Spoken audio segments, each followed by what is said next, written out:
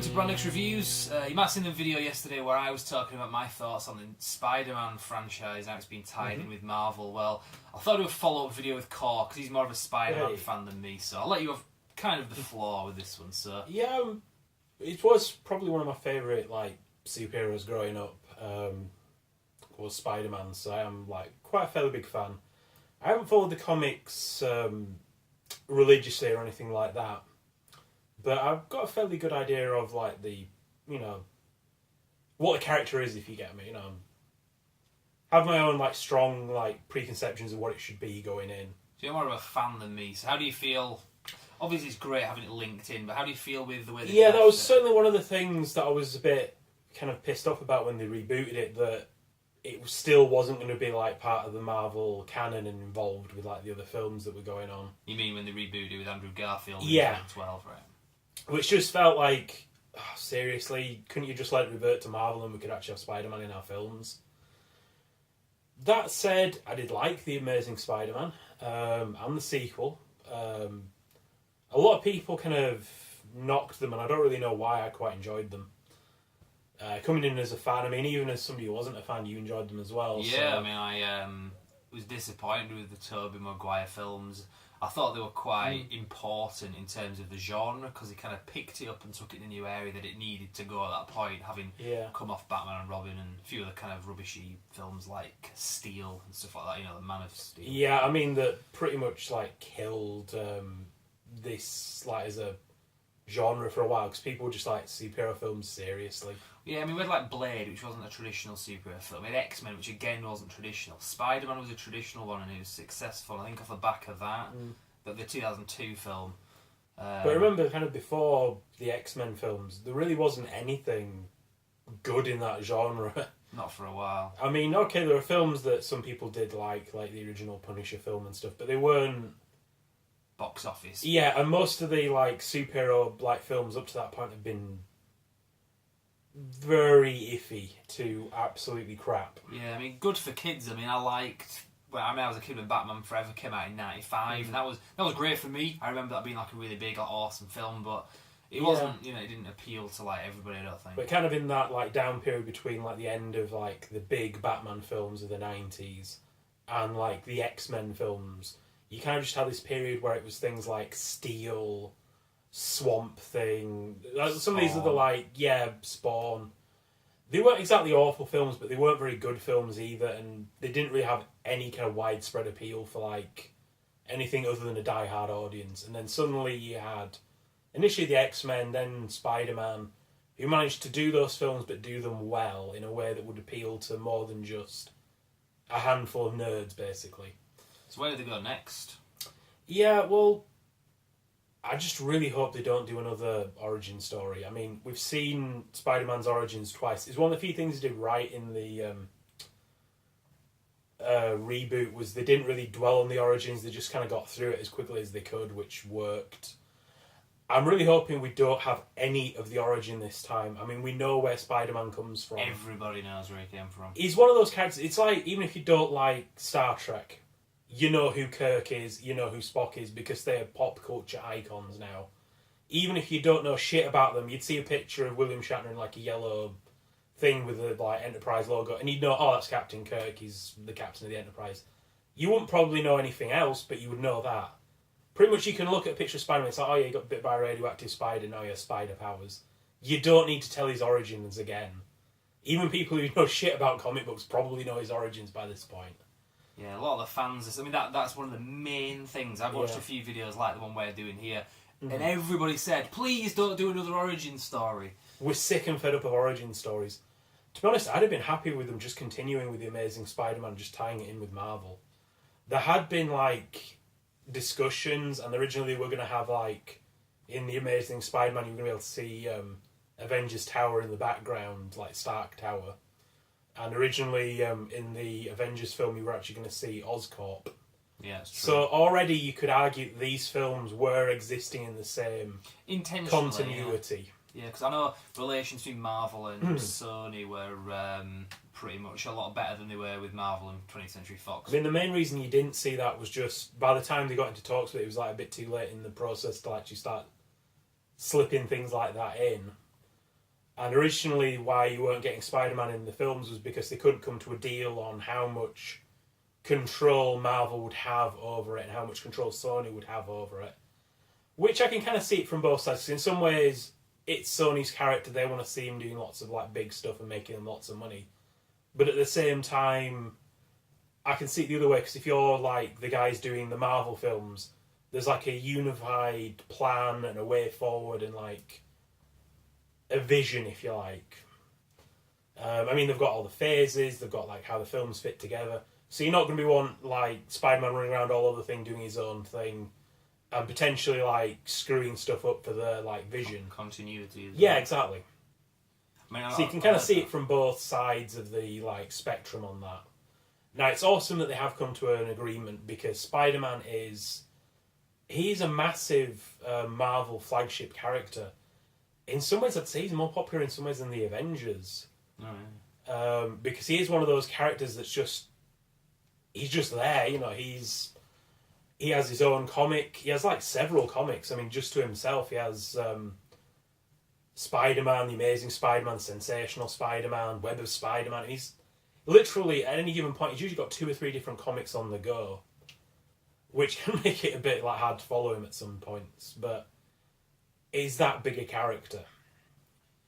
Yeah, well, how do you feel about Andrew Garfield as an actor? Yeah, that pisses me off a bit that they're apparently doing away with him. I didn't like Tobey Maguire at all. I didn't think he wasn't a terrible Spider-Man, but he wasn't a very good fit for it. He was too whiny. Yeah, well, he just came across as he was constantly depressed and constantly pity. He wasn't funny, and when he did come off as funny, he came up a bit like, seriously?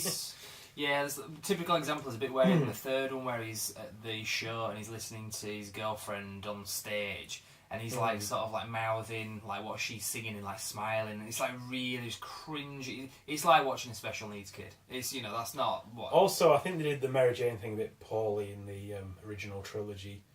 I know a lot of people are like, oh, they've done Gwen Stacy and they killed her off. His relationship with Gwen Stacy was way better than his relationship with Mary Jane was ever in the first film. Great chemistry, and she was like a really good character. And like people are like, oh god, they've killed her off. It's like, well, that is like what happens to her in the films. It's, in some ways, it might have been interesting if they'd gone a different direction, but the character dies. It's not really something you can just change. It'd be like going, oh, well, this time we're not going to kill off Uncle Ben. Well, yeah, you could do that, but at the same time, should you? And it's very easy to say after the fact, like, oh, they shouldn't have done it. Like, no, it worked. I'm sorry. I'm perfectly like accepted where it went, and they could have very easily gone from there into eventually him meeting Mary Jane, because yeah, they were in a relationship for like decades and decades and decades of comic book like time. However, what is often forgotten is Spider-Man had a lot of relationships. It wasn't just like, oh, he was with Gwen Stacy for a while and then he was with like Mary Jane. No, there was Felicia Hardy. There was several other like minor characters he had like relationships with. It's not like it was always just him and MJ. Something that another. I'll just kind of make this point. You can say what you think about it, because a lot of people have been saying that. People, you know, using this as an example, because we're basically saying we're not happy with the fact that they've got rid of Andrew Garfield. We want to see him come back. Well, people said that about Edward Norton, myself included. Yeah, it was an improvement for the better. So what do you think about that? Oh yeah, I mean, I'm not going to like hold it against the new guy. I mean, personally, I just don't think it was necessary to reboot this again or to replace Andrew Garfield, because he was a perfectly acceptable Spider-Man. He was a lot closer to what I would imagine in my mind's eye as being Spider-Man. Well, what do you think of the continuity? Because I've heard it said, well, the Amazing Spider-Man films are out of sync. They're not in, like, there's continuity issues. You can't just say that's now in canon with the Avengers. But I don't see why not, because the first film came out after the first Avengers film. So you can't say, well, why didn't he save the day in New York? Well, also, the way I've always looked at this in comic books do not cross over all the time. They cross over quite a bit.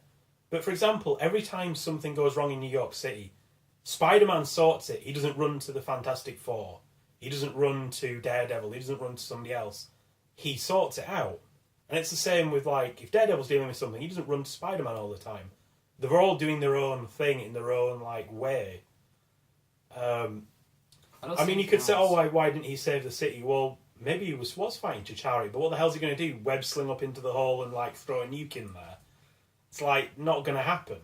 Yeah, I mean that first Spider-Man film was after Avengers anyway. So like I said, but I can't think of anything else that would fundamentally like maybe like is the President. They don't show him in like the Amazing Spider-Man, do they? Because I know it was President Ellis in the Phase 2.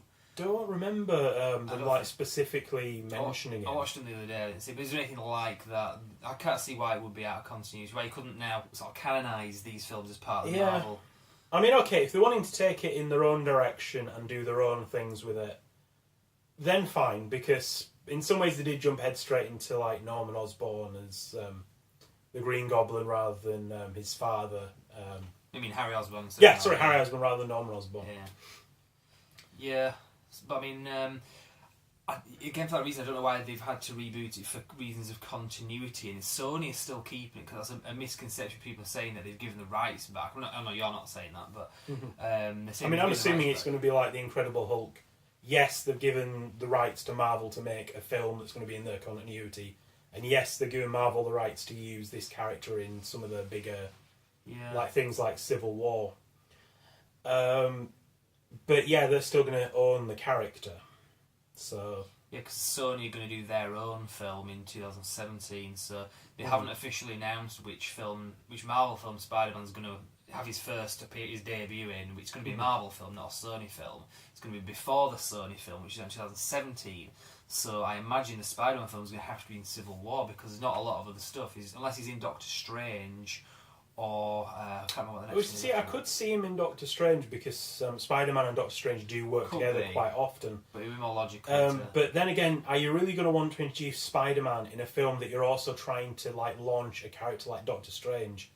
Because the danger would be Spider-Man just completely overshadows him, and that's no like reflection on like the actors and the characters and the storyline. It's a simple fact that it would be like having a film where you've got Batman, who just happens to be in a film about The Flash. Yeah. And more people give a shit about Batman than they're going to give a shit about The Flash. So even though you're not seeing anywhere near as much of Batman in the film, people are going to be more excited that it's got Batman in than it's got The Flash in. And it's a Flash film. Yeah, which isn't going to... You're not going to want that to happen, are you? So it's got to be... I mean, the only other one I think before the 2017 Spider-Man film is Guardians of the Galaxy 2, which I very much doubt Spider-Man would be in that. I mean, Spider-Man gets involved in a lot of stuff. It's a bit of a misconception that he's only involved in like small street level stuff in New York. He gets involved in a lot of stuff. He gets in weird, wacky adventures. Yeah. He teams up a lot with other characters. He's worked with the X-Men a lot. He teams up with Doctor Strange. He teams up with Daredevil. He's been a fully fledged Avenger for quite a while, and he was a backup Avenger for a long time before that. I mean, he was like involved in the Thanos thing, so... Yeah, exactly. So, I mean, we'll see that's one way they could work it with Guardians of the Galaxy 2, is if it's going to be something leading up to Infinity War, maybe that's how they're going to do it. I don't know.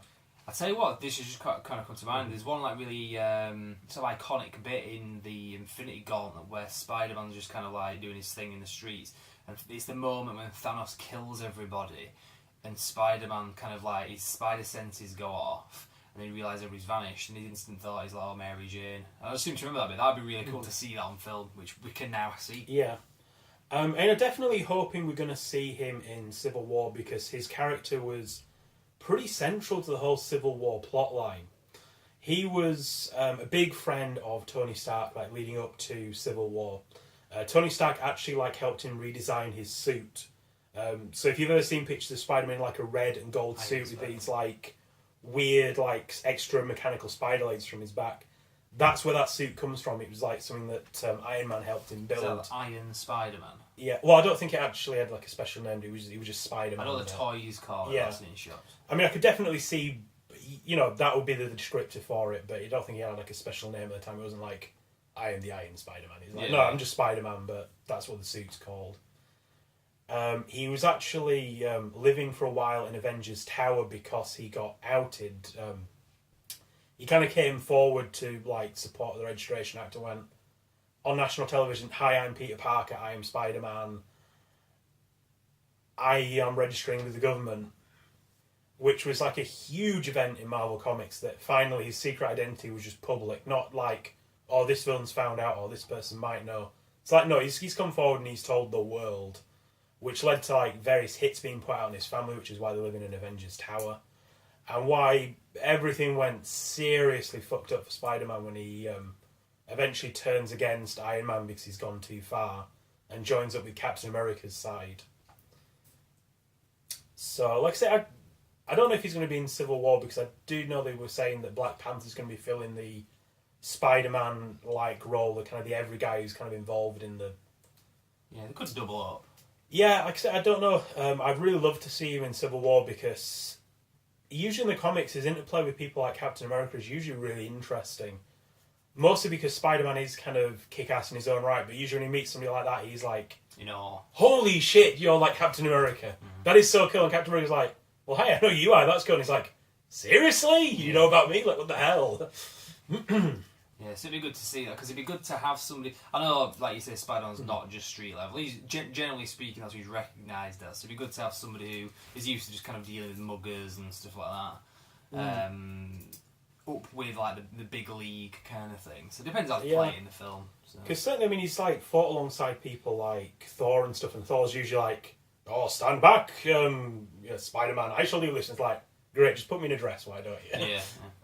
Well, that's the other thing, it adds a level of humour to it as well, and that's one thing they definitely got bang on in The Amazing Spider-Man. They definitely got the quips and the wisecracks, and that's the reason I liked Andrew Garfield. He kind of pulled that off a lot better than Tobey Maguire did. Tobey Maguire was just a bit too kind of mournful and mopey and...